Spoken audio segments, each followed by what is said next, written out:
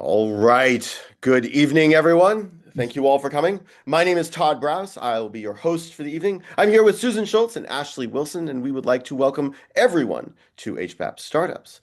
So let's get started. For those of you who are new to the startups group, we have a few announcements that we do at the beginning of every meeting. We'll do some short networking breakout rooms, and then we'll come back together for our main event. First off is our mission. We're here to help foster and fortify an innovation and entrepreneur community coming out of the Harvard Business Analytics program. And our goal is to provide our members with the tools, knowledge, and leadership and confidence necessary to create and grow their businesses from the ground up. Susan. And there are tons of ways to get and stay in touch with us, right? We have our website, we have the YouTube site where all of these really cool presentations that we've had are there as long as we've had permission from the presenters. We have a newsletter, so sign up, it's in the chat.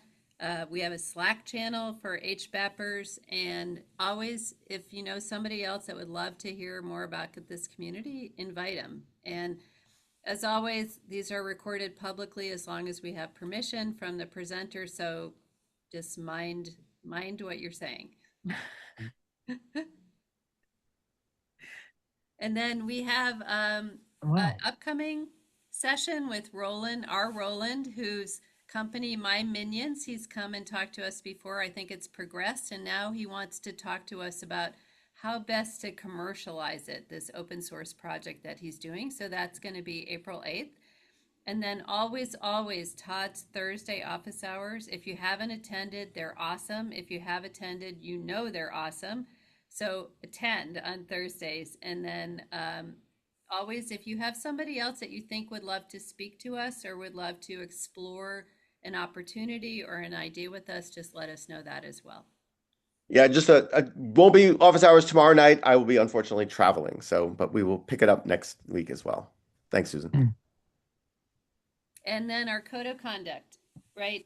I mean, this is an amazing community, and we really have created this place where people can come and speak and give ideas and get input and give input. And so it's a whole environment of collaboration and trust. So just a reminder, all rights are reserved by the presenter.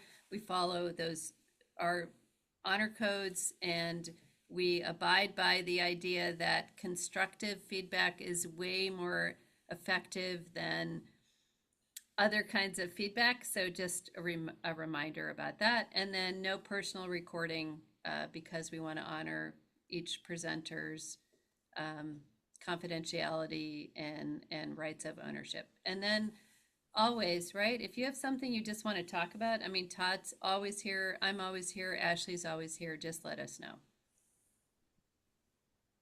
Okay, Susan, thank you. Let's do some short networking breakout rooms. I'm going to send everyone to breakout room automatically. I think this should work. I hope it is. We'll see you about 5, 6 minutes. Oh. One.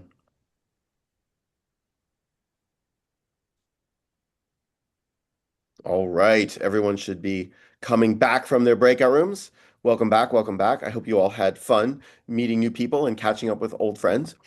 Um, just as a little reminder, at the end of the Zoom, there's a survey. You're not going to fill out the survey. I give up. Never mind. But the recording tonight will be made public, so please keep that in mind and stick around for some overtime at the end of the presentation. We'll end the recording and we'll be here for a little while afterwards.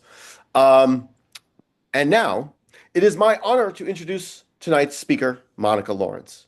Monica is an author, speaker, and founder of Quantum Surfing, a framework for navigating uncertainty and creating outsized results. I can't read. Her career spans Accenture, Lucasfilm, and 2 decades of Silicon Valley startups and venture exits. Today, she runs Tavola Villa Fiji, coaches entrepreneurs on the inner game of success, and invests in early stage ventures. Her TEDx talk, you need luck to succeed, explores the science of cultivating luck. She serves as a founder, mentor for the UCLA Venture Accelerator and on the advisory board for the Center for Entrepreneurship and Innovation at Bucknell University. Her new book, Quantum Surfing, The Innovator's Guide to Being Lucky, Aligned, and Unstoppable, reveals a different game one where luck isn't random, it's a rhythm you can learn. Also, please do stick around to the very end of Monica's presentation, and I will post a sign-up link so that everyone here can get a Kindle copy of Monica's book, sponsored by our very own Kelly Kimball. And now, without further ado, as is our custom here at HBAP Startups, if we could all please briefly unmute ourselves, and let's give a warm round of applause to Monica Laurence. Monica, thank you so very much for joining us. Let me stop sharing. The floor is yours. Thank you so much for the very warm welcome, Todd. And Susan, it was so nice to just be with you in that breakout. And Lauren, thank you kindly for the introduction to this auspicious group. It is always a joy to gather with people who are really changing our world by bringing their creativity to life in the form of sustainable ventures.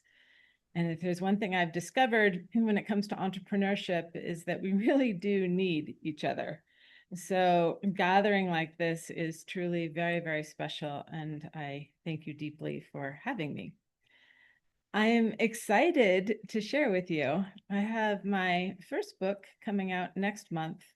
As Todd shared, it's titled Quantum Surfing, The Innovator's Guide to Being Lucky, Aligned, and Unstoppable. In addition to being a first-time author, I am a first-time publisher. I decided to go ahead and self-publish, which means creating an imprint, which is the Mavericks Press. I run a group called Mavericks, so that made a lot of sense. But it's been quite a journey, and every once in a while you're reminded that you're always given opportunities to learn something new. And that is certainly what's happening for me as I bring this book to life. So yes, I'm absolutely thrilled that you'll have a chance to see it next month when it's available on Amazon. So there's a number of topics that I have become fascinated by as an entrepreneur, and I think I'll just dive into them and then circle back to the architecture that supports them. I'm going to share some concepts with you.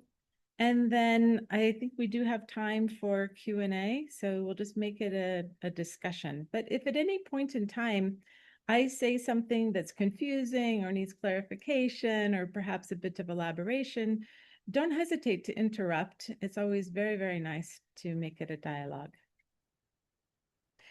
So in 2022, the IG Nobel in Economics was awarded to 3 mathematicians and physicists from Italy for their mathematical proof that in order to be successful in life, what you really need to be is lucky.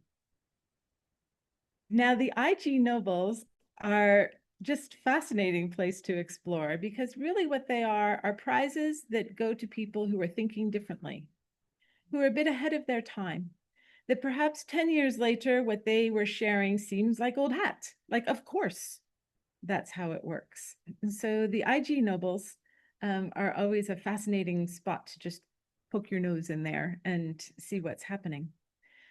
But these 3 mathematicians were very curious because what they saw is that clearly talent is very important to success in life. And they were talking about success as classically defined, like wealth, success in your career, rising to the upper ranks, however, in the classical sense that we might define success. But what they saw was that talent is clearly needed to be successful. But talent is a normal distribution. And can I just comment, since all of you are in data, I'm so happy I can use a term. They're like, oh, it doesn't need explanation. Yeah, absolutely got that. So when people are born, the talent is normally distributed. But after a 40-year career, success is not. Success is a power curve. And so they made mathematical models to figure out how does that progress? And they would run simulations of these models to be over the course of 40 years. they tried many, many, many different variables, but the only variable that made a difference when combined with talent was luck. In fact, it's not like luck played a little role in moving people up that power curve. The optimal combination to be at the top end of success is moderate talent, average, no big deal, no big shakes, just get the job done kind of talent. Okay? And magnificently lucky. Now, this could be very bad news if you think that luck is chance. But actually, luck is much more of a flow state. And you can train yourself to be lucky. The gentleman who pioneered the thinking in this area, his name is Richard Wiseman. You may have heard of him. He wrote a paper and then a book called The Luck Factor. Not so unlike the IG Nobel that was won by our Italian mathematicians. When Richard first published his research, it went into the Journal of the Paranormal. And that was probably 30 years ago now. So rest assured, if you are ahead of your time, these are the types of perceptions that you're going to face. So Richard was very curious. He wondered if there was really a difference between people who are lucky and people who are unlucky. And so he devised a very simple experiment. And he, I believe, probably advertised on Craigslist to recruit people from for the experiment. So that just goes to show you how old this was. He was looking for people who identified as very lucky and people who identified as very unlucky. Everything is a black cloud in my life. Okay. And then he would bring them in for kind of a proctored experiment. Very, very simple. Each person who came in, he would give them a newspaper. And he'd say, your job is to count the number of photographs in this newspaper.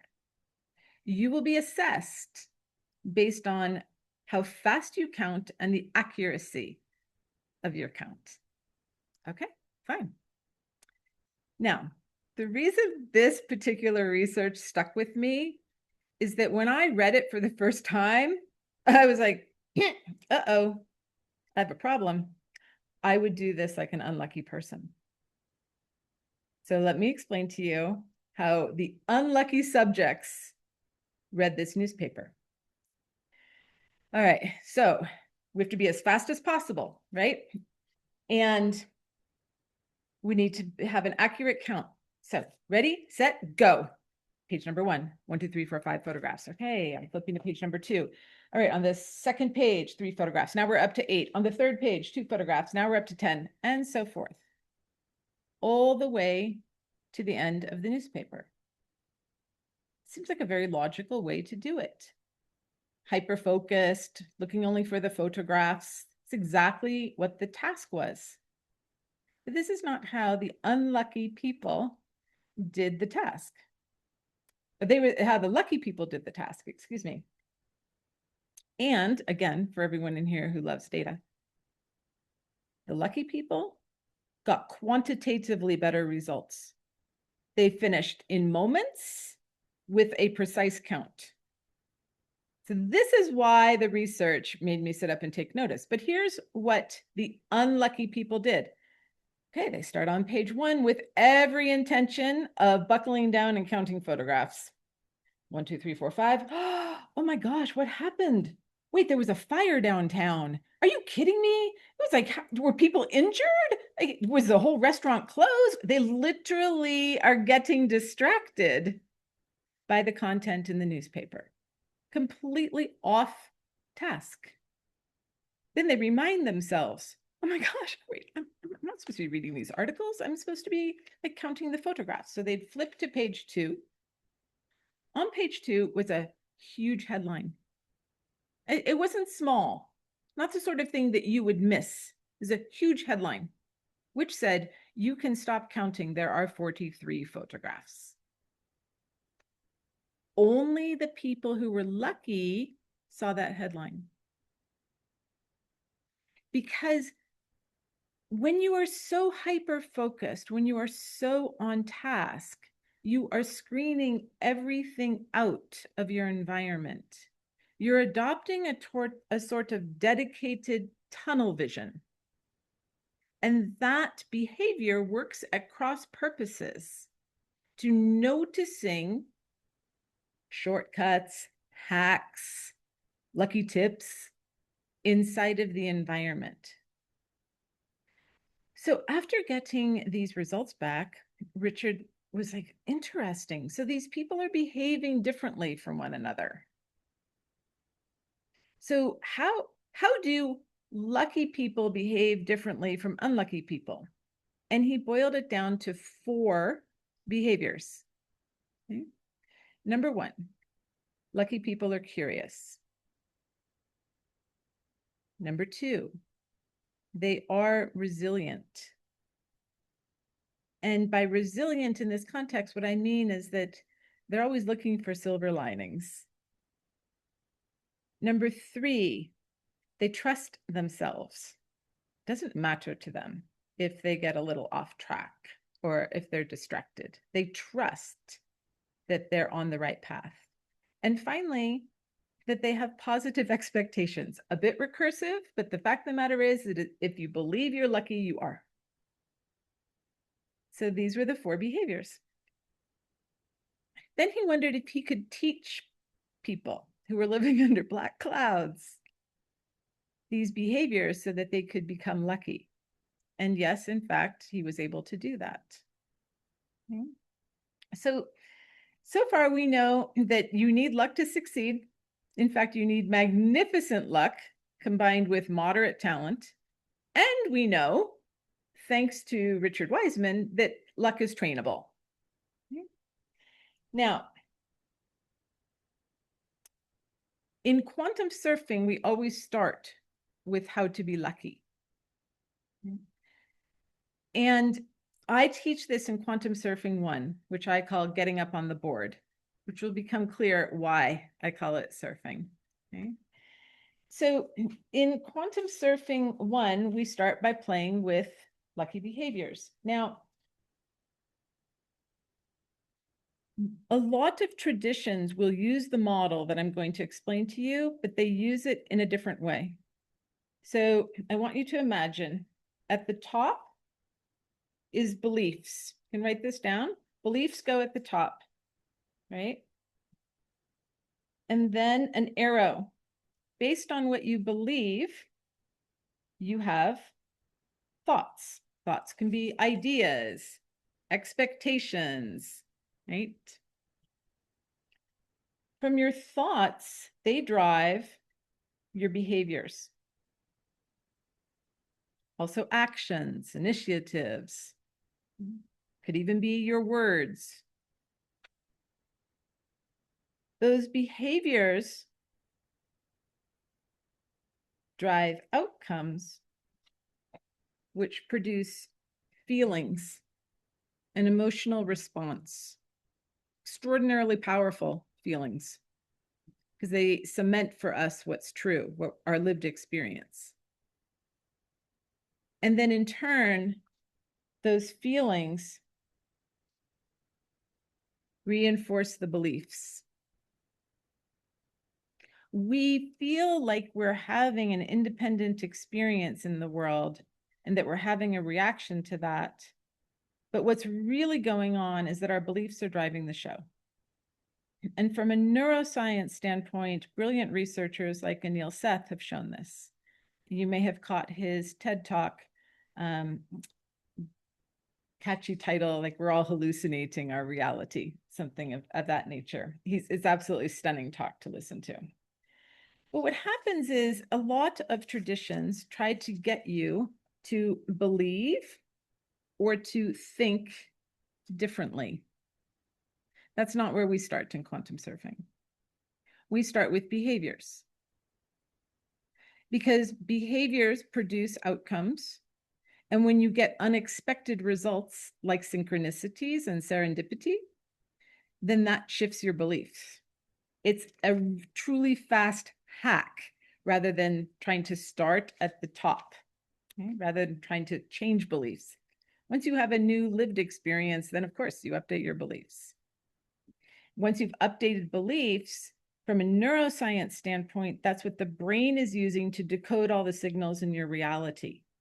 So the more you're experiencing luck, the more you're noticing it in your environment. Okay. So in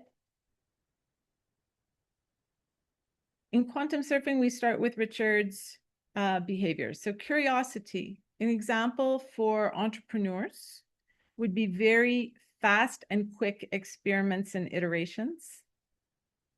There's lots of ways to kind of hack curiosity. But I would say that in terms of being lucky, curiosity is the big win. So if we want to, in the Q&A, kind of brainstorm some ways to be curious, we could certainly do that.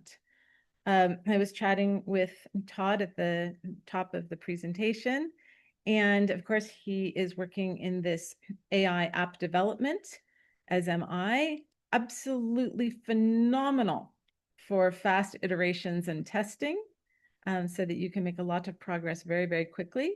And you can test many different approaches. You don't have to be wedded to any one particular approach. And that way you get your results, and that's what's flowing back through that loop.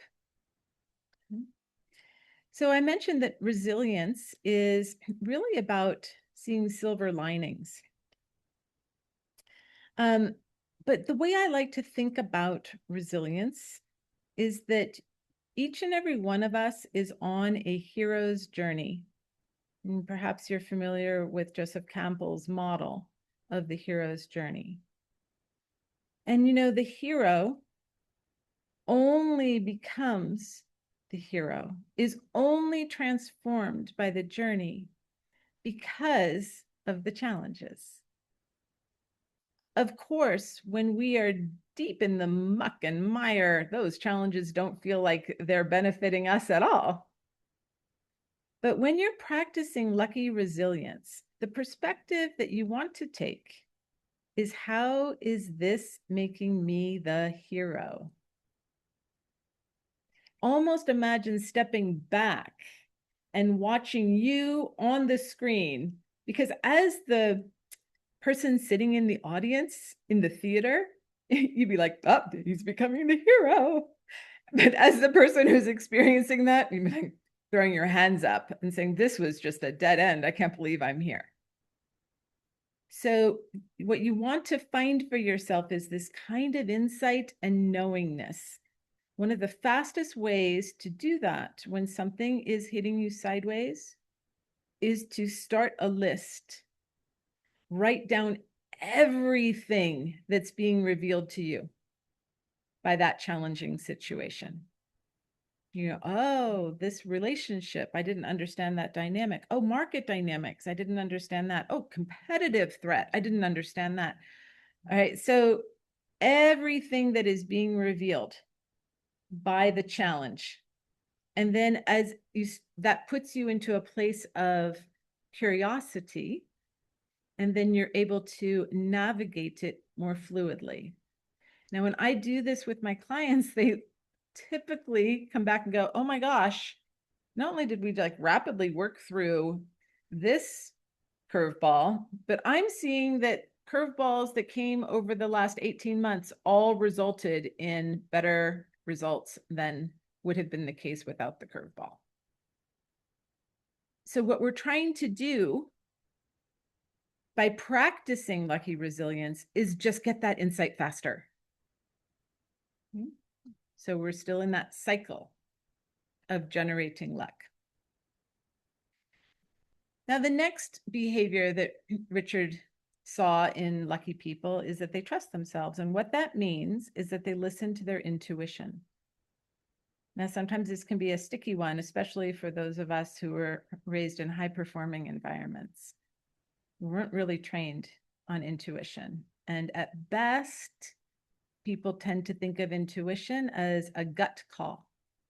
You probably said that yourself. You probably heard other people say it. Oh, I made a gut call. Intuition is not a gut call. Gut calls are important, but gut calls come about because it's either like ingrained, like it's a fear, it's an emergency, it's a traumatic situation, and you need to act fast and abrupt. Absolutely, that's incredibly valuable. Most gut calls come about because you have patterns that you've seen over and over and over and over and over, and you're an expert in that domain. And so that type of insight, that type of pattern matching is extraordinarily powerful. But that's not intuition. A 5-year-old naturally has intuition. 2-year-olds are practicing it because we haven't trained it out of them yet. Okay? Intuition is a felt sense. It is a sense of alignment. It is a physical sensation when you have tuned into it. So I'll share a little story about how I was dramatically introduced to this idea. So I was working with a coach. My coach, his first language was not English. And so at the end of our first session together, he said, "So Monica, when do you feel to meet next?" And I was like, we don't ask that question that way, you know? But okay, it's just because English is not his first language. And so he chose the verb feel rather than want or think. And so I scanned my calendar, and what am I doing as a high achiever? I'm optimizing. I'm like, okay, how does this priority fit in my calendar? What can I move? How much time do I need? I don't want to let too much time go by because I won't be hitting my goals. Like, does any of this sound familiar? It's like, this is how we juggle our calendars in so many ways. So I do this and I say, I'd like to meet next Thursday. He says, "Is that when you feel to meet?" I was like, whoa, whoa, whoa, whoa. So you actually meant to say feel. And I was like, what? I don't have feelings about my calendar. Like, it's not a thing, you know? And he says, "Monica, just try. Just try to feel." So I sat there and like just silent for, I don't know, a minute or 2 minutes. And I got this tiny, tiny glimmer of a feeling right here. I said, "Okay, it's not Thursday, it's the following Tuesday." He says, "Wonderful, we'll meet then." I said, can I just be clear? It's not when I want to meet. It's not when it's ideal for me. It doesn't even fit well into my calendar. It doesn't solve for anything that I'm trying to optimize for. But if you are asking me, when do I feel? That's the only answer I have. He said, "Great, see you then." Now, I became very, very curious about this question. And I started using it in many places just to see what would happen. When I was living in Palo Alto, I had a meeting up in Tiburon, which is above the Golden Gate Bridge. That drive can be an hour, 10 minutes to 2 hours and 10 minutes. And I was stressed about getting to my destination on time. So stressed, in fact, that I wasn't getting any work done that morning. Finally, I said, "Monica, enough. You are setting the intention that you will feel when it's time to go." So I got myself ready. And then I was able to just know that I could walk out the door in a moment's notice. And in the meantime, I got a lot done, incredibly productive. And then what do you know? Hour and a half later, I got a feeling. Zing, time to go. So okay, there's the feeling. So I hop in my car. I look at the fuel gauge. I'm like, oh, you gotta be kidding me. This thing is empty. So, so now I have to go, I put fuel into the car, and I'm, continuing to make my way up to Tiburon. I arrive at my destination, and as I pull into the parking spot, it was 1 minute before I was supposed to be there. And I walked in precisely on time. I was like, whoa, that's a little unusual. But then I was sharing it in the quantum surfing course, and a gentleman who's taking the course, he's a chief innovation officer. And so he's always traveling, and he's, going to venture firms across New York City. He's like, I'm going to try this. Same thing. Absolutely the same thing for him. When I was sitting at my resort in Fiji, I had to go get my driver's license. That had been sitting on my to-do list for a long time. And when I finished a task, I looked at the to-do list and I said, what do I feel to do next? Because now, I'm using this question all the time. Who do I feel to talk to? Where do I feel to go? What task do I feel to do next? And I see, go get your driver's license. I'm like, oh, it's time to go get the driver's license. So I walk through the villa, and my daughter was there. She needed her driver's license too. And I was like, do you want to go? And she's like, no, I'm fine. You go ahead. So I drive down to the agent. I walk in. I hand them my California license. They hand me a Fiji driver's license. Done. Easy. But it wasn't supposed to be that easy. There was a glitch. And I was supposed to take a lot of driving courses. And there was supposed to, which also take months to schedule. And so because I went at that time, I ended up with a license that I still have today. So this is an extraordinarily powerful question. When you ask, who do I feel to talk to? What do I feel to do? What time do I feel to meet? Just start playing with this idea of feeling rather than thinking. You tap into a connection and a knowingness that isn't accessible by asking more logically oriented questions. Okay. So when I talk about intuition and trusting yourself, this is the perfect place to start. We already touched on positive expectations. If you think you're lucky, you're lucky. And that's a lot because of the neuroscience of the brain.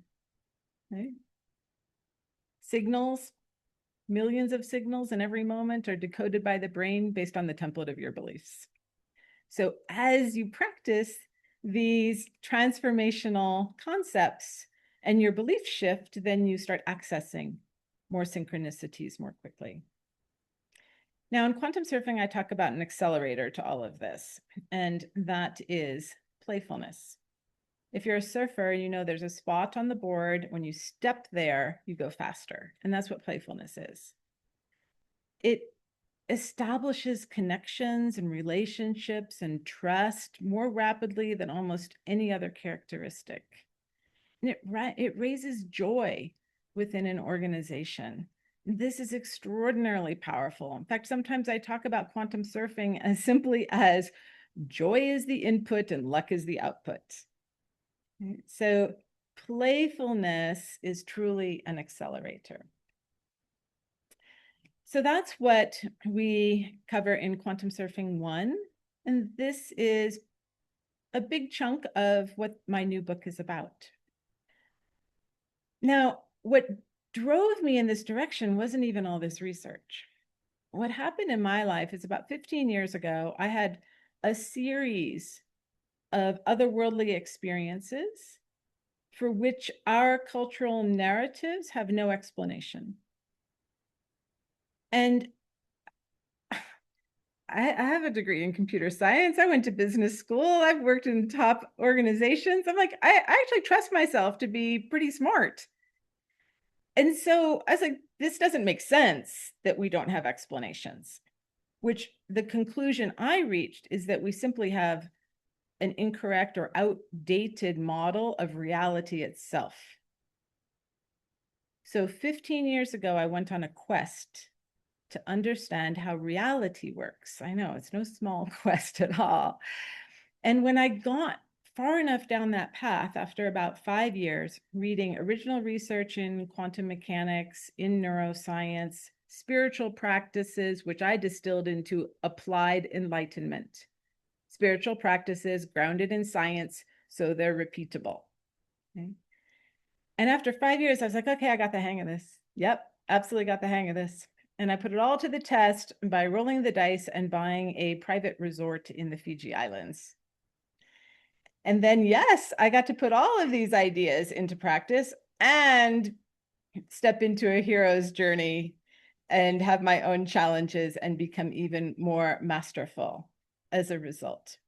But by the time I found myself in pandemic lockdown in Fiji, I knew that was the right time for me to start sharing quantum surfing with cohorts of entrepreneurs. So it was this set of experiences that led me down this path. And I couldn't explain the architecture to people and have them intellectually get it. I needed to first show them how to surf. And when you are getting up on the board and you're being lucky, that is one of the fastest ways to start to understand how the architecture works. Okay? So I am going to give you a very simplified model of our quantum architecture, the quantum mechanics, as well as quantum consciousness. Okay? But here's the little caveat that I want to give you. If you signed up to go to a surf school in Costa Rica, and you were so excited about that holiday and you had like splurged for the tickets and a great place to stay, and you arrived there and they sat you on the beach and lectured you about wave mechanics, you're like, this is the worst surf school I've ever been to. I came to surf, and quantum surfing is exactly the same way. You just got to get wet. You got to start trying it. And that's why that belief loop is so powerful when you start to adopt the lucky behaviors. But for the sake of completeness, let's give you a little sense of how the quantum world is organized. So again, if you have a little piece of paper, we'll draw another diagram together. So at the center, I want you to put a black dot. And you can label that as you. That's you, that little black dot. Then we'll draw a circle around the black dot. In this space between you and inside of that circle, that is the quantum game. So you can label that the quantum game. Now, around that, draw another circle.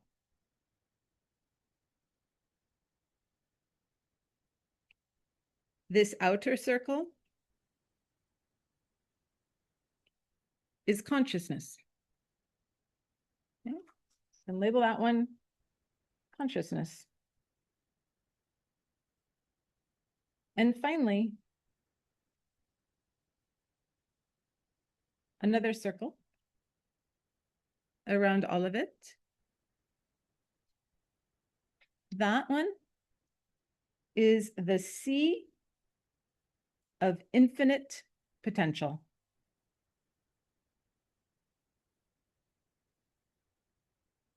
And we're going to talk about that outer circle in which all other circles exist. We're going to talk about it first, because this is the most important concept, and it's easy to forget. The sea of infinite potential is the operating system. If you're computer scientists like I am, you remember those diagrams. They would show the operating system and then the communication layers and the application layers. Okay? The sea of infinite potential is the operating system. Now, this is what's so interesting about the operating system. There is no separation. That is the truth of the operating system. There is no time. There is no distance, no separation at all. It is a sea of infinite potential. All potentials exist. We're going to talk about how you're activating potentials and living them. But just know in this sea, there is no separation and all potentials exist. No time, no separation, no distance, and no form. And it's all latent potentials. They're not activated. That's the operating system. Now, let's jump to the quantum game. For those of you who have that computer science background, the quantum game is an application that's installed on top of the operating system. It's a brilliant game. We play it nonstop. Okay? We live in this game in a multi-dimensional quantum reality, which is described by the wave equations of Erwin Schrödinger and the thesis that Hugh Everett pioneered when he was at Princeton, called the many worlds interpretation of quantum mechanics. Multiple timelines, versions, all in the quantum game. Now, what connects the quantum game to the sea of infinite potential? That's that middle layer, consciousness. Consciousness is a communication layer. Consciousness is a field of data for everyone here who's into data. So we often think of consciousness as existing inside of us. That's a very localized form. It's the way we're tapping into a sea of information. So consciousness is the communication layer. So when you are you, how is it that you activate potentials? You do that by your frequency. Potentials are activated based on a match of your energetic frequency. When the match is made, that's the path you're experiencing. Now, we are surfing across potentials all the time. It's like we're making up our own storybook. It's not like these jumps are rare. They're common. You could be jumping however you wish. It's like you have this like beautiful cornucopia of options.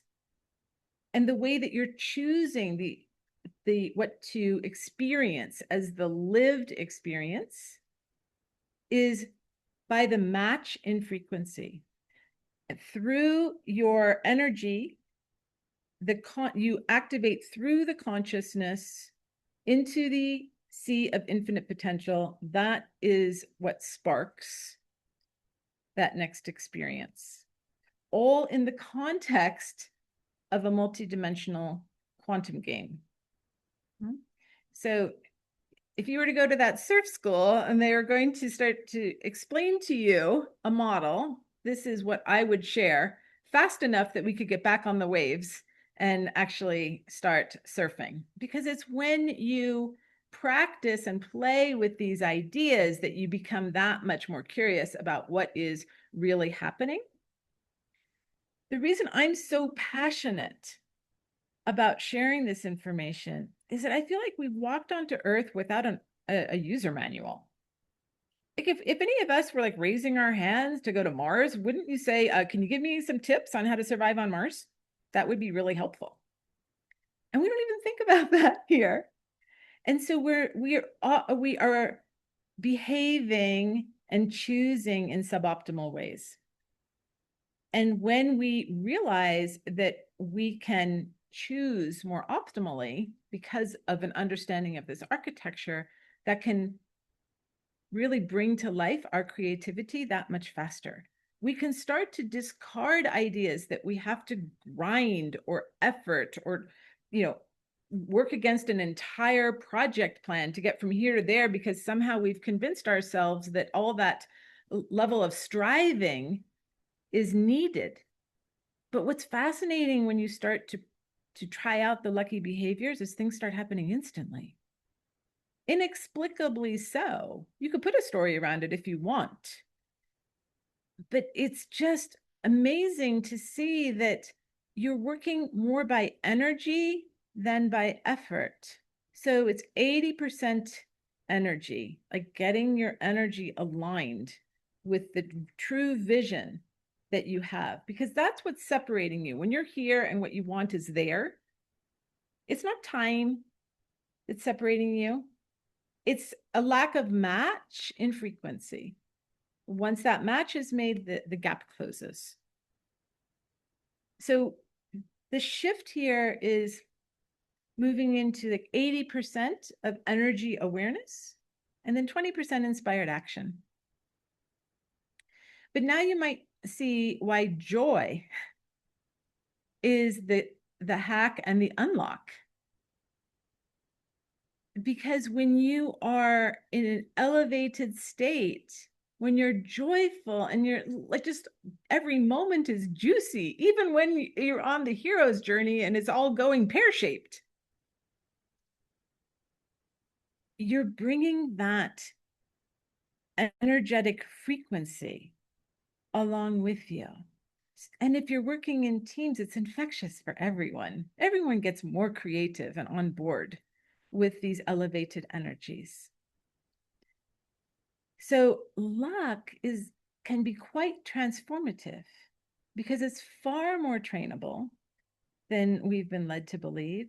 And because we live in an energy-driven, multidimensional environment that has quantum consciousness, then this can work so much faster than how we've been led to believe. Okay. So there's many other skills for staying on the board, which we cover in Quantum Surfing 2. And by the time we reach Quantum Surfing 3, we have mastered these innovative and transformative tools enough that we can be more selective. We can say, for this task, what do I need to pull out of my toolbox? So the way that we've always been trained to be highly successful, high achievers, highly productive, we always have access to those, but we combine them with more energy-driven modalities. I do find it's important to really allow yourself the space to experiment when you first start with these ideas. Because if you're trying to combine them with how you always work from the outset, then you're not really opening and going as deep as possible with some of the experiments. So there's a little overview of what quantum surfing is all about. And I just want to thank you again for inviting me to be with you, and I'm delighted to spend a little time chatting since I've thrown out a lot of concepts at this point. Monica, thank you. This is really a pleasure. I've got so many questions. I'm taking some notes. I'm sure I missed a few things. Folks, if you have any questions, please do raise your Zoom hands and I'll call on you. But Monica, so I've got questions. Let me see if I could pull up where. So Richard Wiseman, tell me about do you remember, the gorilla experiment where they're the tossing balls in a room and they did a video experiment. It was out of Harvard. And they asked people, did you see the gorilla? Oh, I have heard this, but go ahead. They don't So, see it. well, so I mean, I think Wiseman talked about this at some point, and my knowledge of this fades. So my takeaway from this is that your observation is a filter. Okay, like I think the experiment was they asked people to count how many times the ball get passed around the room, and everyone, 50% or 80% of the people missed the gorilla that was running across the video Uh, frame because you were yeah, focusing on the task at hand, which was that newspaper experiment. correct. So, but to be lucky, and I question this. I doubt all of these things. I want to see the data. I want to see these experiments. You've likened this. You've tied this into quantum field theory, which I think is absolutely fantastic. This is right on, right where I like to live. But I see attention as a filter, and I think that we don't observe reality because of our biology.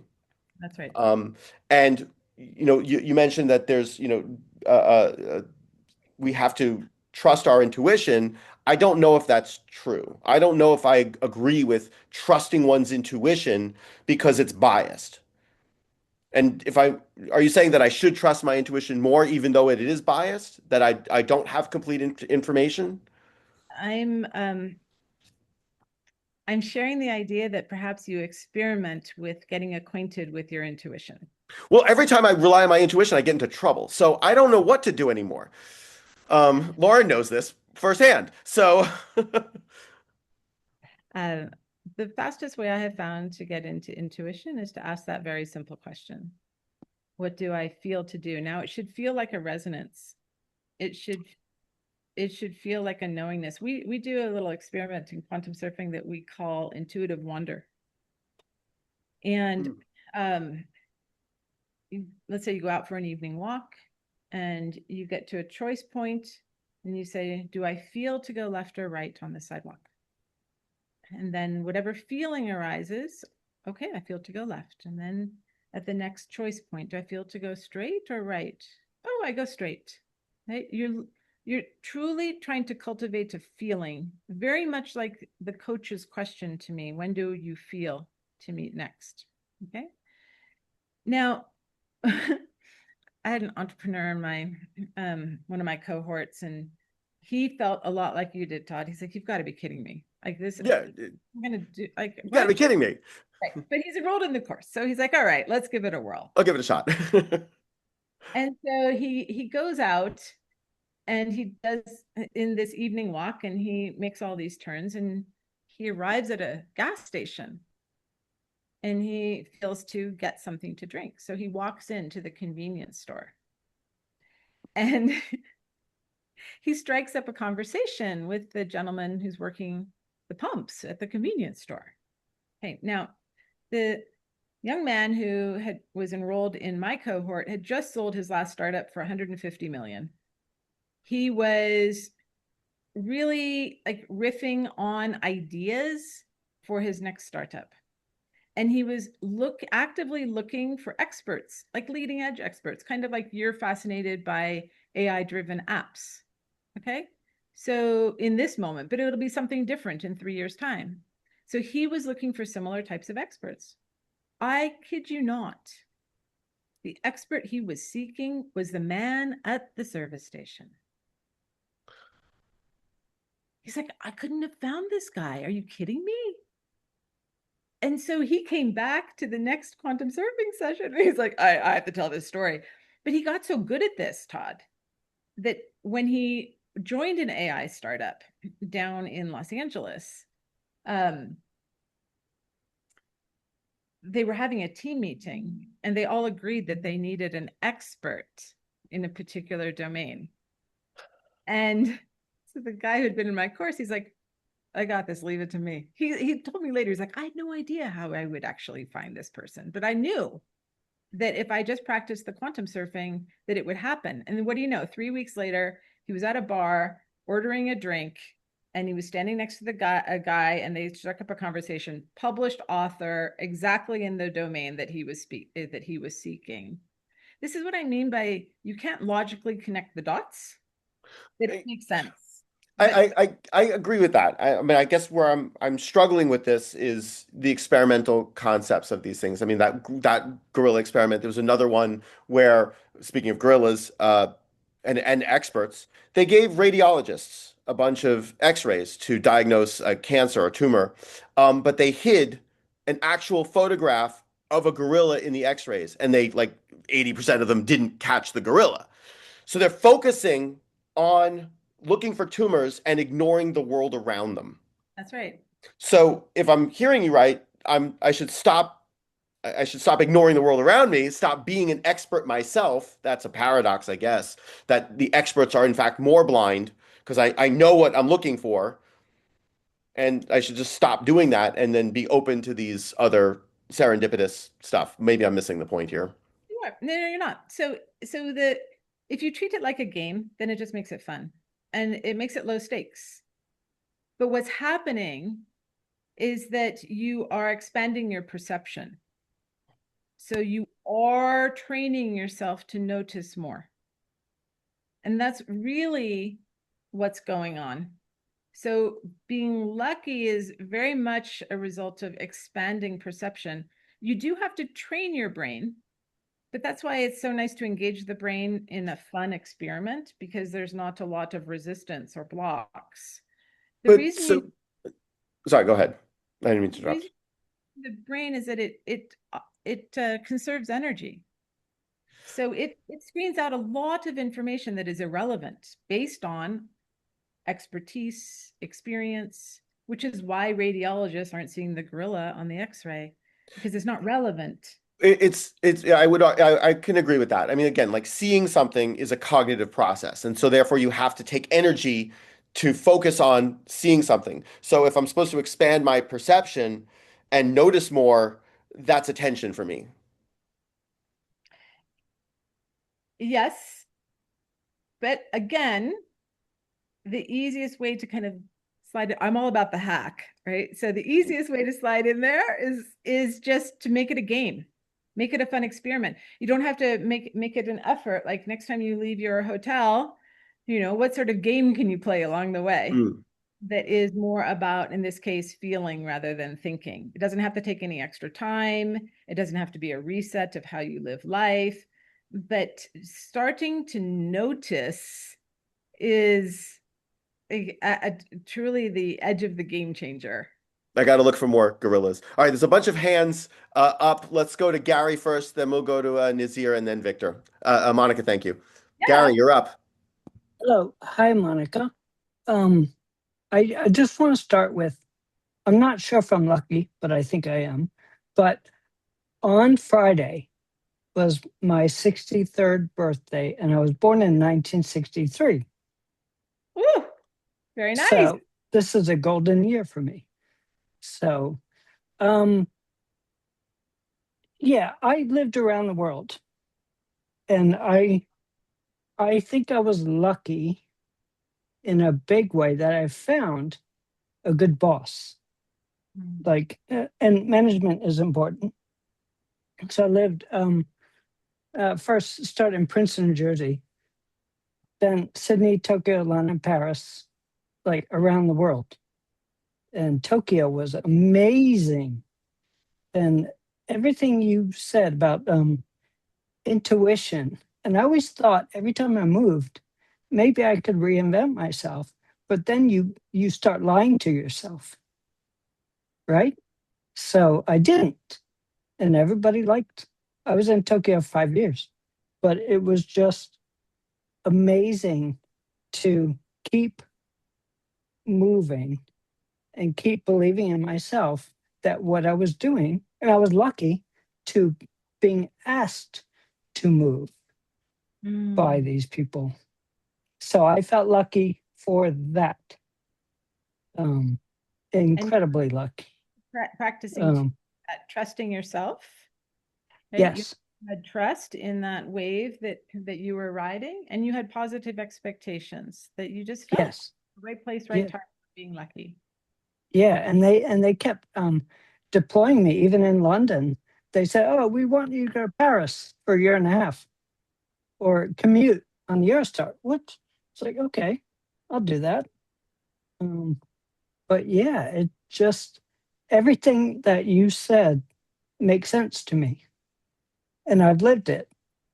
Yeah. Um, Thank you so much. and I feel incredibly lucky. But I still want to go on. Like I'm not done yet.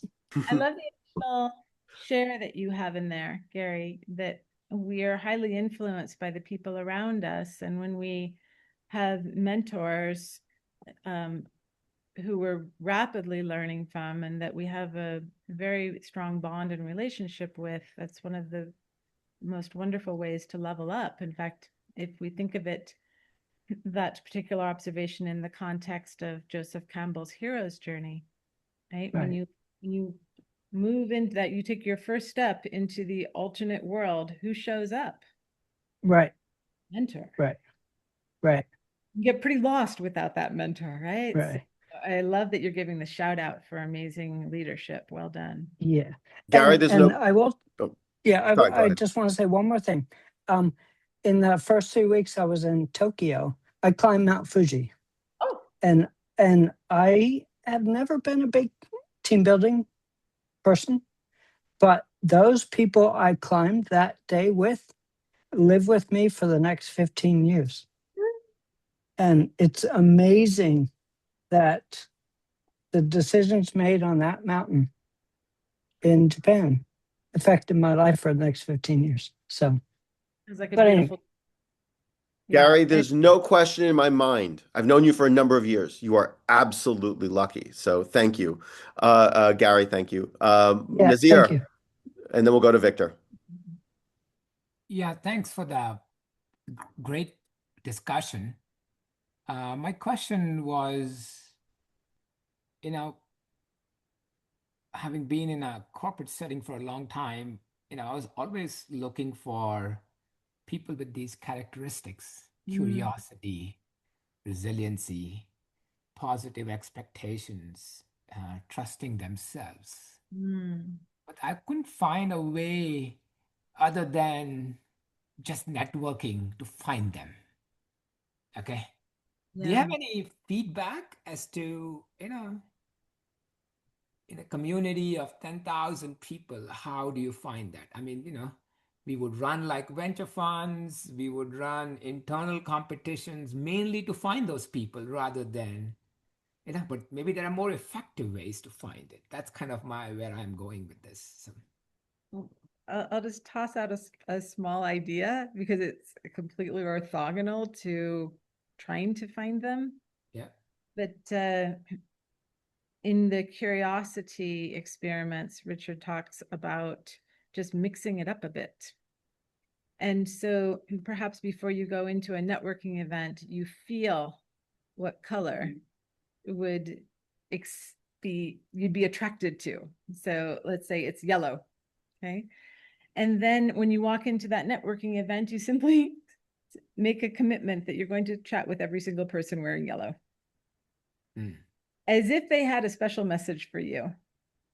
And so these sometimes when we're not looking is when we find what we are really looking for. But doing it that way, as an example, there could be many, many different ways to launch that type of experiment.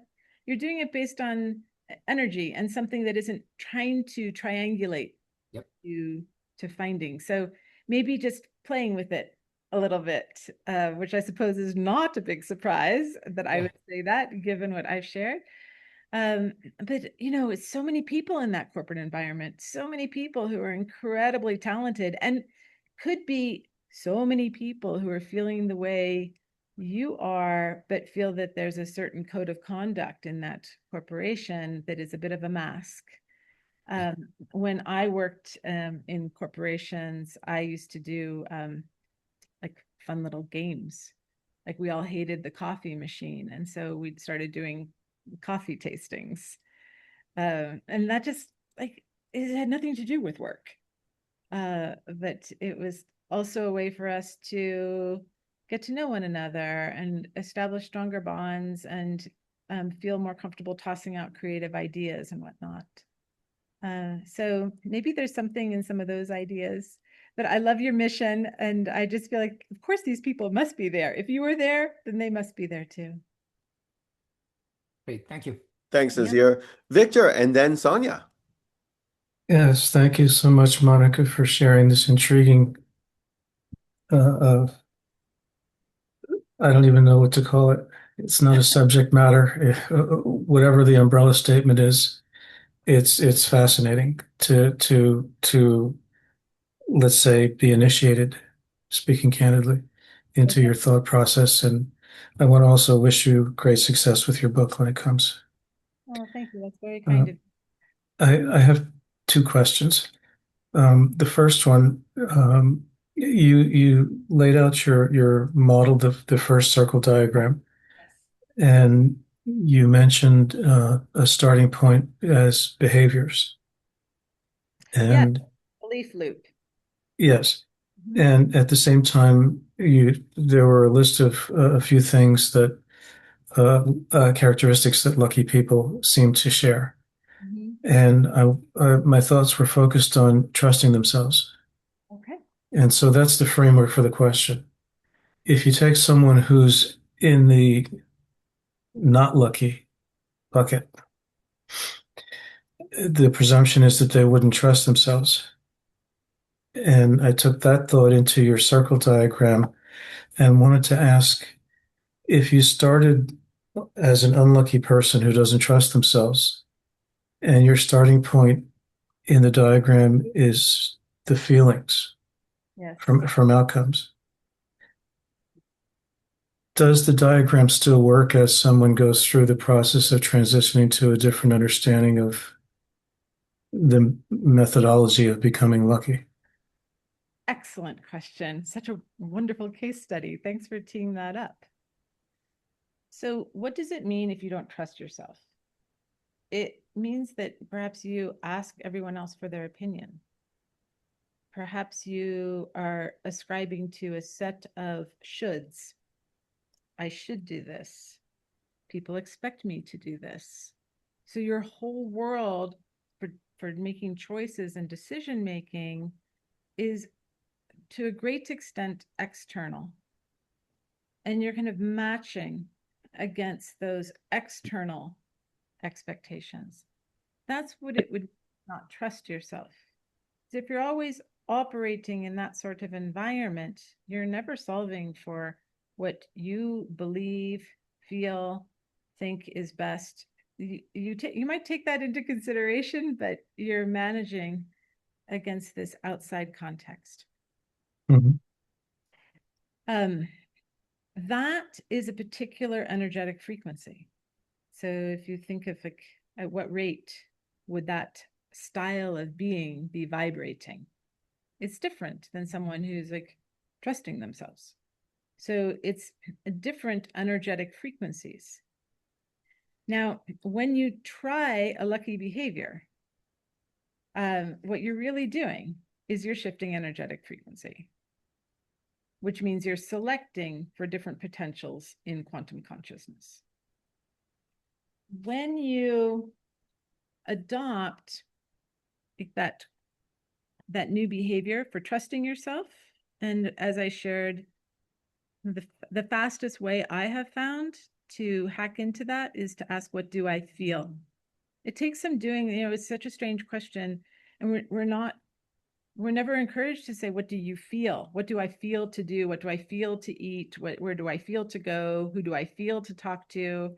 It's certainly not the way we talk about, strategy in our businesses. So we have pushed our ability to be intuitive, i.e., trust ourselves, right, from within, aside. So when we start to ask, what do I feel as the behavior change? We get a different outcome. And then based on that different outcome, it upgrades our beliefs. So by repeatedly practicing this intuition, this sense of internal alignment, and playing with it in low stakes environments, like don't wait for your biggest decision to actually make this sort of choice. Like get kind of like allow yourself to surf a few waves and get good at it. So, but what will happen is that eventually you might consider your external environment, but you will always start with trusting yourself. You will always start with, what do I feel about this situation? What do I need in order to feel with more clarity? So it's a very different way of asking. And then as you go around that belief loop and your beliefs shift, what is happening in the circle diagram is that you are activating different potentials based on the frequency. Now, I've really simplified this diagram on purpose, right? There's not a lot of people who really enjoy diving into quantum mechanics, neuroscience, applied enlightenment, quantum consciousness. But I am so looking forward to those conversations once this book is out the door. It's fascinating. And we certainly don't have a full understanding of how our reality works. So how exciting to start to explore together. And yeah, and very intriguing to rattle our brains and get our heads around, for sure. The second question, I'm gonna ask it, but I'm gonna ask you to postpone the answer until we hear from Sonia and anyone else, because it goes into something else that you mentioned earlier. You described briefly spirituality and how it fits in. Yeah. And I think I understood you to say that spirituality is something that you see as scientifically replicable. Those I think you mentioned was it out of body experiences or some sort of inexplicable experience Yes. that you can distill it somehow into something that's understood, I'll say, through science rather than through, let's say, faith. And I wanted to explore that a little bit because some of the concept of the feel and the vibration, and they sometimes refer to as the ever quiet voice internally that may be uh, uh, a guiding voice from faith, basically. So I don't want to derail this first part of the conversation. So if you could let's put that one speak there. about that. Yeah. Yeah, I'd love to explore that a little bit more when some of the rest of it is explored. Let's do it. So thank you so much. Thank you, Victor. Thank you, Victor. Okay, let's go to Sonia, and we'll wrap up after Sonia. Hello. Hi. I have two questions. I'm going to ask the second one first. Can you share, like after, I don't know if you can send it to Todd and he could share it with us, some of if you have some book recommendations. So when you got into that experience of exploring more spirituality, quantum mechanics, and the various topics, if you have some books that really stood out for you or like recommended reading. I recently had read Deepak Chopra's How to Know God, which the book to me just like I just would read a page and then lay in bed and think about it. And now that it has come to a close, I just finished it. I've been looking for that like the next book, and I've been having a hard time finding it. So that's question number two. Question number one is, can you expand a little bit more on the difference between a gut feeling and intuition? Yes. Yes. Thank you for that question too. Intuition is a subtle sense. It is a sense of alignment. It's an internal knowingness that can feel very, very faint because we're not trained in it. In fact, even though it's natural to us as children, we're trained out of it. And so we don't ever have an opportunity to really come to understand intuition as this subtle felt sense. You could almost imagine it as like hearing is a subtle felt sense because you're just getting the vibration of the drum in there, right? So that's also a vibration. Intuition is truly a sense of alignment, and it is a felt sense, but it's subtle and it doesn't shout. So the way to turn it on is to simply ask these feeling questions. So every time you would say, what do you think I should do? Then you would instead say, what do I feel to do? Instead of saying, gosh, I'm not sure, like, who do you think I should call? Say, who do I feel to call. So try it in these very small ways and just wait for a feeling. What you'll find when you start experimenting with it is that you will become more facile about accessing that sense. Mm-hmm. Now, what it is intuition is tapping into consciousness. So intuition is tapping into this field of information. So you can, as you become more adept at your intuition, the spectrum of aligned feeling that you can experience is much, much broader. The perfect place to start is just with this small question, because we ask ourselves these questions all the time, but we're just swapping in a different verb. Yeah, it's really a beautiful way to exist with the world. And if you've been reading all those kinds of books, maybe you'll find it fun and fascinating to Mm-hmm. on as an example. Yeah. Yeah. Thank you. Yeah, you're very welcome. You're very welcome. Thank you, Sonia. All right, let's go to Susan Schultz. Susan. This is wonderful. So a couple of questions, and then I want to make sure you have the space to answer the second question of Victor, right, about spirituality. But so my question, and then kind of an analogy, is it sounds like you're also tapping into what people call synchronicity, right? That you're kind of linking, like there are these things that are already connected, and you're just kind of tapping into them. Is that also the right way to think about it?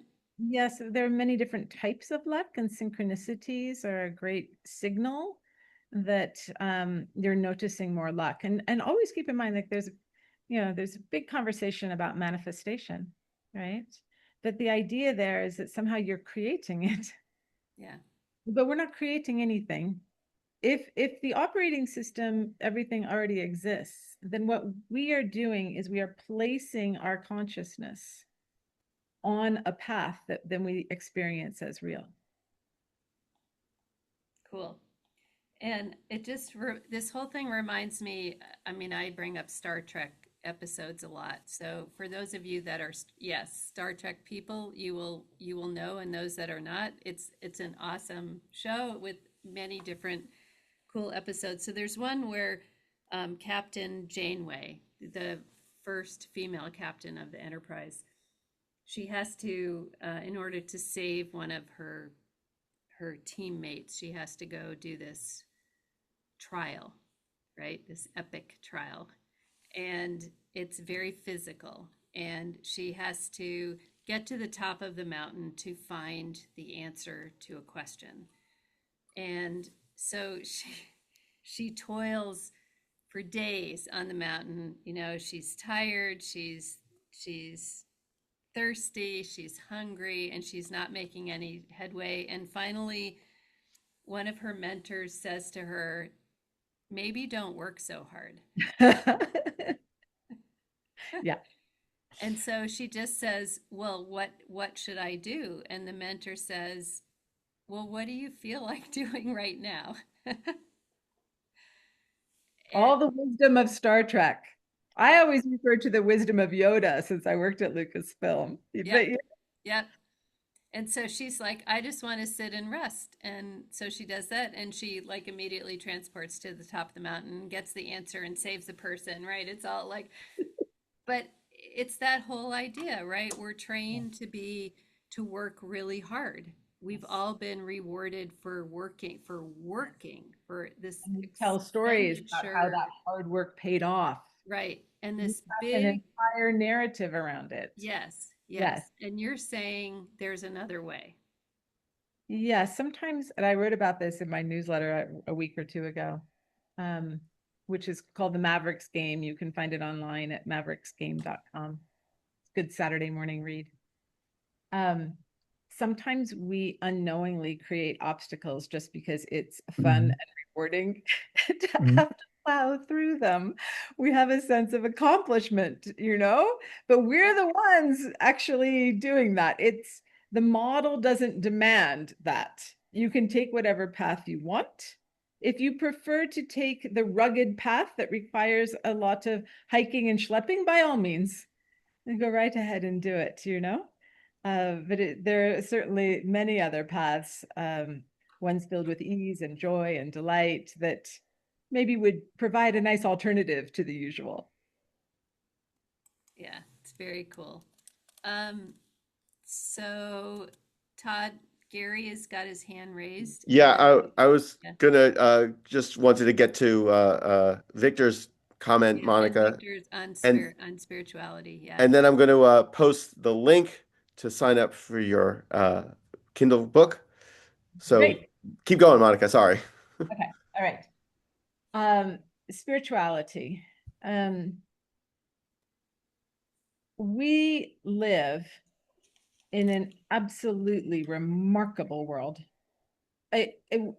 Being alive is winning the jackpot, hands down. And when I had all of the string of inexplicable experiences, and at the end, I wondered, how does reality really work? I went down a number of paths, deep dives. One of those paths was spirituality, because when we don't understand how things work, they might fall into that bucket. And what I found was some really beautiful nuggets and gorgeous traditions. But at the end of that path, invariably, I would find hand waving. Like, well, you just believe. And I have no objection to it. It's just not what I was looking for. I was looking for what is a model of the fabric of the reality that we experience. So I was able to go far down that path, exploring spirituality, spiritual traditions. But eventually I wanted what I was learning there to be repeatable, so that it wasn't just out of the blue or once in a blue moon, So that's why I say what I'm drawn to is applied enlightenment, spiritual principles grounded in science, so they are repeatable. The more and more I've gone down this path, I don't tend to think of it as spirituality, although, let's be frank, I'm showing you the sea of infinite potential and quantum consciousness, which absolutely fits into many models of spirituality. But I don't think of it as woo or inexplicable or magic. I think of it as this is how reality works. And when we come to understand the dynamics, then we can adapt within that. At the same time, I hold another truth, and I'll share this with you because it might fit into the bucket that you have in mind. What did I tell you about the sea of infinite potential? That outer ring, that there is no separation, there's no time. Everything is one. Which I would tell you, since we are in the middle of that, right? We are the dot, and the truth is the sea of infinite potential. We already live in heaven. There's not a here and a there. We're like out on the playground. And we're having this experience, and we're having this experience right here, right now together. And how gorgeous and beautiful and miraculous it is that we can have this experience. So I suppose that, in the end, and I guess lots of quantum physicists end up in this place where they're like, I'm following the science, and yet the beauty of this world is so magnificent that you start to align yourself with the beauty of that. And if that is evocative of faith or spirit, then those would fall into the same bucket. I am in such awe of this beauty, but I am at the same time, I'm always seeking to understand it, because the more we understand, the more we can live in a way that is elevated for each of us individually and all together.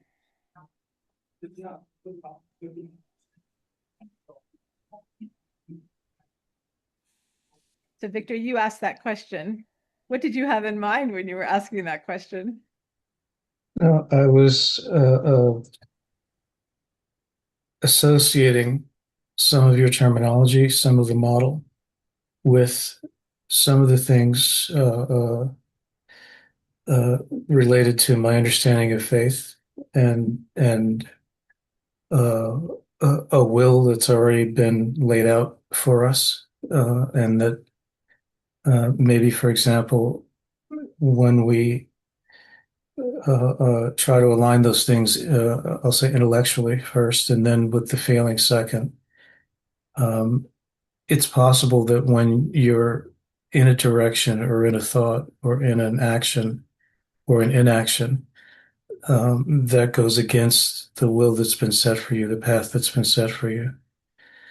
That would, as I understand it, also generate a feeling, a resonance, maybe a dissonance that is also a feeling that would have an intention or purpose of realigning you through this construct of feeling. It certainly could. It certainly could, but I hold a different or perhaps an expansion of what free will really is. Mm-hmm.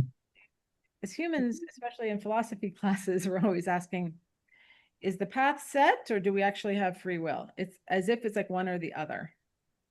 But the truth is they're both. Okay, so all paths exist. That's the sea of infinite potential. So they're infinite paths, but they all exist. So they're fixed, if you will. Mm-hmm. Mm-hmm. But we are always activating and choosing by our energy. And so all day long, we have free will. Now, for you, which is beautiful, you're saying, okay, well, if you have faith or you have a purpose or, you know, divine direction, you feel a dissonance when you're out of alignment with that. That's beautiful. For me, I feel into it in using different language, probably, right? I'm saying, what is the most joyous path? What is the most joyous? What feels the most joyous here? For me, for the people around me, for the people in my community, what together, what is the most joyous? So that's a slightly different lens than what am I choosing based on purpose? But I suppose in a way, if we really wanted to equate them, we could say, okay, well, Monica, you've chosen joy as your purpose. And so that's why you're choosing that. Well, I was going to summarize it differently, Monica. You chose your, and I'm not playing with your words here, but your feeling of joy is the, not joy is the dissonance, right? And joy is the resonance. And so maybe that's how you understand your connection to spirituality in terms of joy, as you said, a different lens. But it still exactly aligns with what I tried to express about being connected to the inner feeling that many of us have grown up to understand differently than you described it tonight, but it does come together when you explain it that way. Yeah, it's such a pleasure to explore these ideas Mm-hmm. together. It doesn't happen often enough for us, you know? Yeah. No, and for us as well. Yeah. Thank you so much for raising this, Victor. Yeah. What a landscape to explore. And thank you for exploring it. Yeah. Thank you, Victor. So Gary, you got your hand up. If you let's get Gary in one last chance, and then we'll end the Last thing. recording. Happy Yeah. birthday. So Monica, in Japan, at lunch, I would walk around, and there were temples near me. And going on Victor's spirituality, I would walk to the temples and climb the stairs and go back down, and then go home and then research the temple I just saw.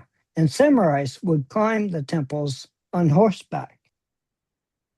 Like that, it's amazing.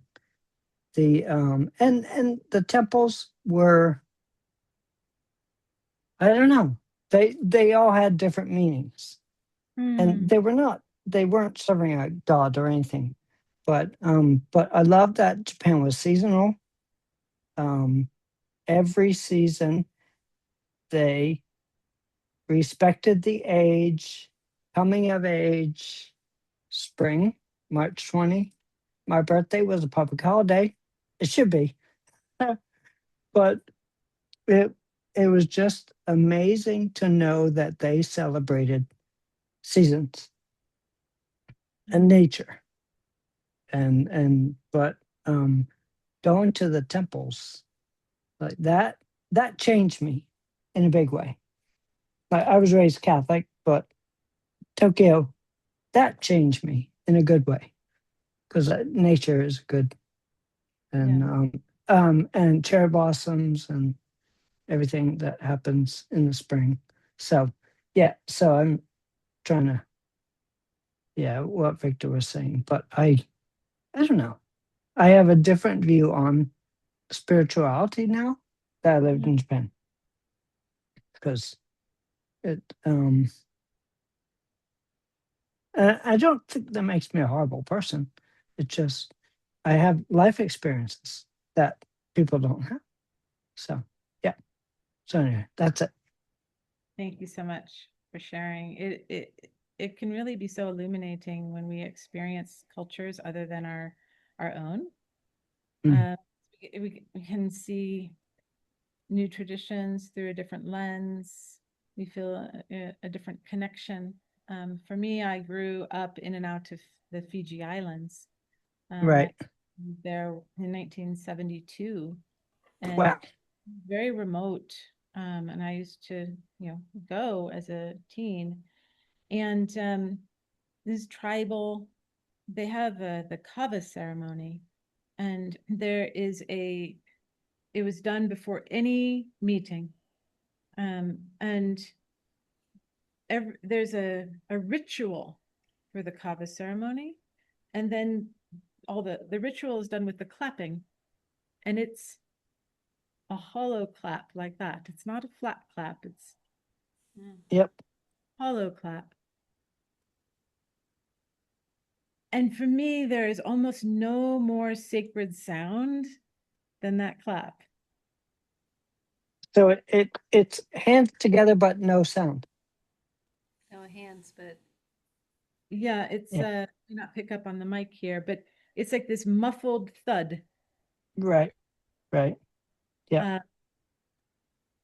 And in the Fiji culture, there's a word that does not translate into English. It's vanua.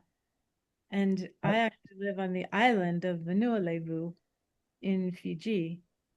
And vanua is this whole sense of belongingness, this whole sense of no separation, and Yep. that also, and not even like separate, not even separate, no sense of separation between any of us people, but also including ancestors and spirits. It is a Sure. holistic way Yep. of understanding really unity. And when you had the privilege and the opportunity to really immerse yourself in Japan, which would be so gorgeous, and I've had that opportunity in Fiji, but when we travel, even if we don't live there for a very, very, very long time, we start to understand things that become more clear to us. We connect even more strongly than just having Yes. experienced it from one perspective. So it's Yes. a beautiful share, and you've made me want to go to Japan. So thank you. Yeah, and I will say my father just passed away, and he did go visit me in Japan. So he was in the Korean War, and he visited me I was happy to do that, but yeah, but I was happy to have my 5 years in Tokyo. 5 years, like, and learning and just adjusting and figuring out myself and helping everyone else that I met when they got there in Tokyo.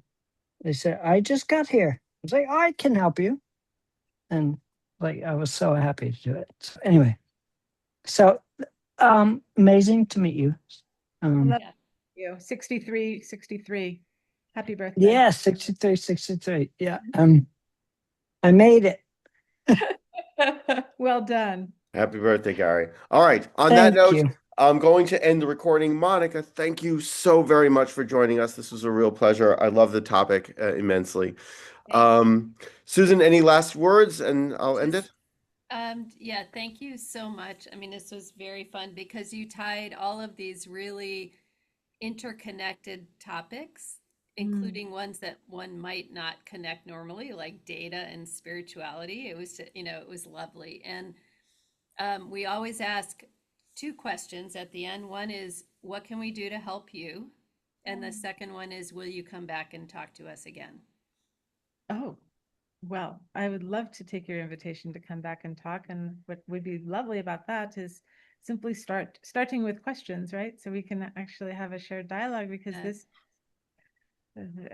this is like new terrain. It's like being explorers. So how fantastic to do that together. And how you can help me. I'm new author, new publisher. My book launches on April 21st. I'll make sure you have that link. Yep. But if you can go and buy it and leave a review, that really helps a newcomer like me. And that would be absolutely lovely. And what a generous question to ask. Thank you. And likewise, whatever I can do for your organization, you just let me know. It would be my pleasure. Thank you.